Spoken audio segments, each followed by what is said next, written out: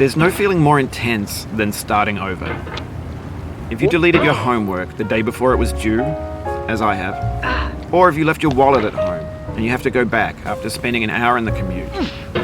If you won some money at the casino and then put all your winnings on red but it came up black. If you got your best shirt dry cleaned before a wedding and then immediately dropped food on it. If you won an argument with a friend and then later discovered that they just returned to their original view. Starting over is harder than starting up. If you're not ready for that, like if you've already had a bad day, then what you're about to go through might be too much. Feel free to go away and come back. I'll be here. Alright, thanks for coming with me on this trip. I'll understand if you have to take a break at any point. Just find a safe place to stop and quit the game. And don't worry, I'll save your progress, always, even your mistakes. This game is a homage to a free game that came out in 2002, titled Sexy Hiking.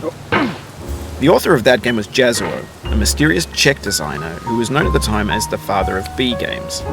And B games are rough assemblages of found objects. Designers slap them together very quickly and freely, and they're often too rough and unfriendly to gain much of a following. They're built more for the joy of building them than as polished products. In a certain way, Sexy Hiking is the perfect embodiment of a B game. It's built almost entirely out of found and recycled parts, and it's one of the most unusual and unfriendly games of its time.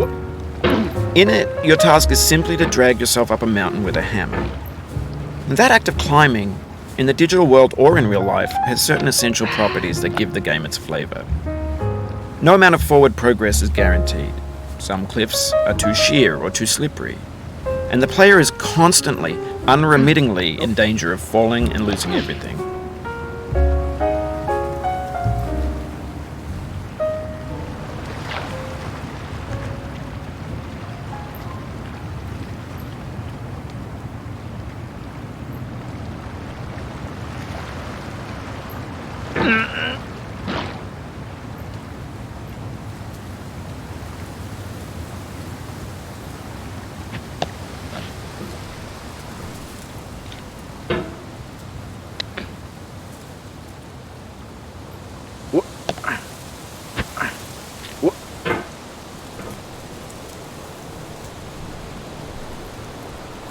Anyway, when you start Sexy Hiking, you're standing next to this dead tree that blocks the way to the entire rest of the game.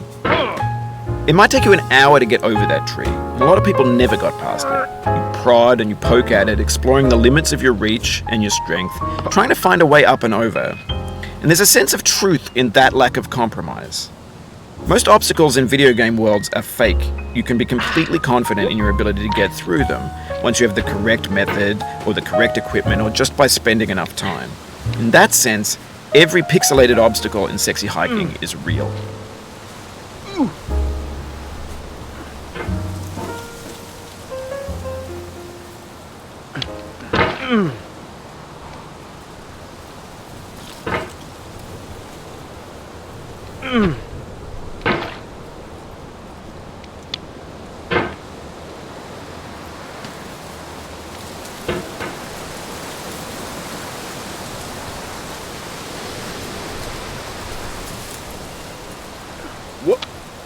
The obstacles in sexy hiking are unyielding, and that makes the game uniquely frustrating. But I'm not sure Jazuo intended to make a frustrating game. The frustration is just essential to the act of climbing, and it's authentic to the process of building a game about climbing. A funny thing happened to me as I was building this mountain. I'd have an idea for a new obstacle, and I'd build it, test it, and it would usually turn out to be unreasonably hard. But I couldn't bring myself to make it easier. It already felt like my inability to get past a new obstacle was my fault as a player rather than as a builder.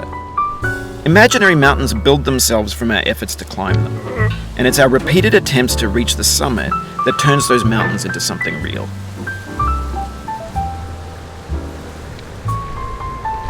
When you're building a video game world, you're building with ideas.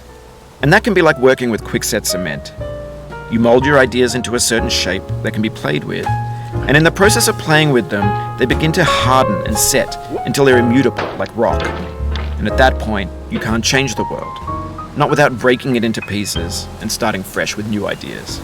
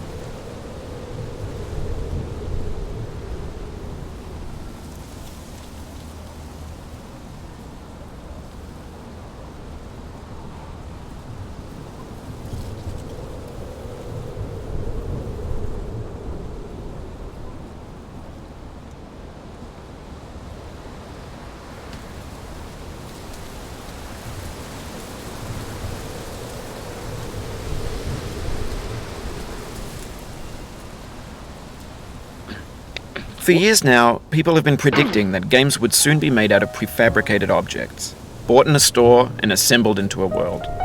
And for the most part, that hasn't happened, because the objects in the stores are trash. I don't mean they look bad or that they're badly made, although a lot of them are. I mean they're trash in the way that food becomes trash as soon as you put it in the sink. Things are made to be consumed and used in a certain context, and once the moment is gone, they transform into garbage. In the context of technology, those moments pass by in seconds.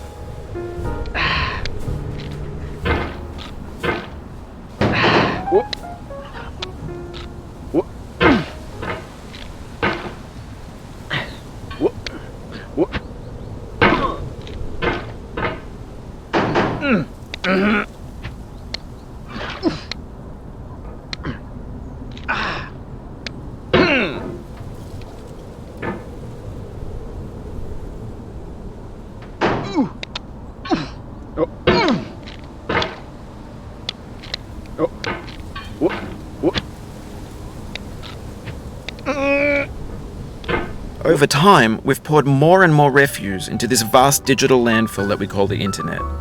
It now vastly outnumbers and outweighs the things that are fresh and untainted and unused.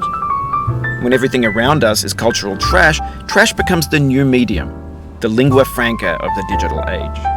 And you can build culture out of trash. But only trash culture. Be games, be movies, be music, be philosophy. Maybe this is what digital culture is. A monstrous mountain of trash, the ash heap of creativity's fountain. A landfill with everything we ever thought of in it. Grand, infinite, and unsorted.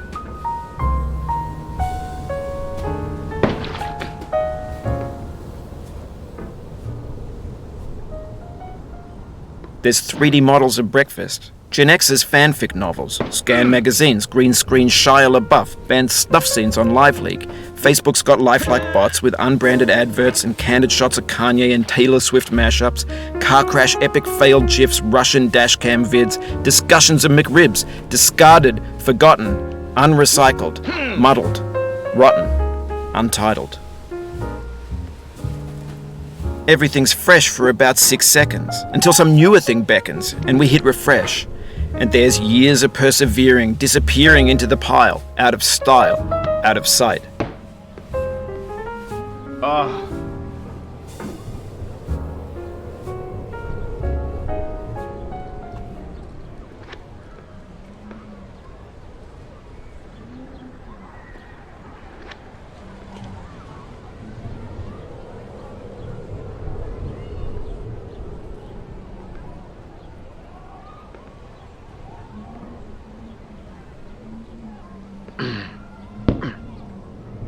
In this context, it's tempting to make friendly content that's gentle, that lets you churn through it but not earn it. Why make something demanding if it just gets piled up in the landfill, filed in with the bland things?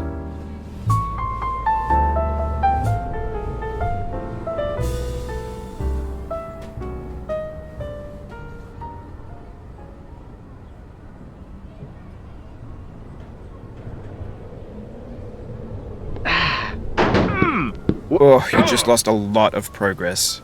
That's a deep frustration, a real punch in the gut.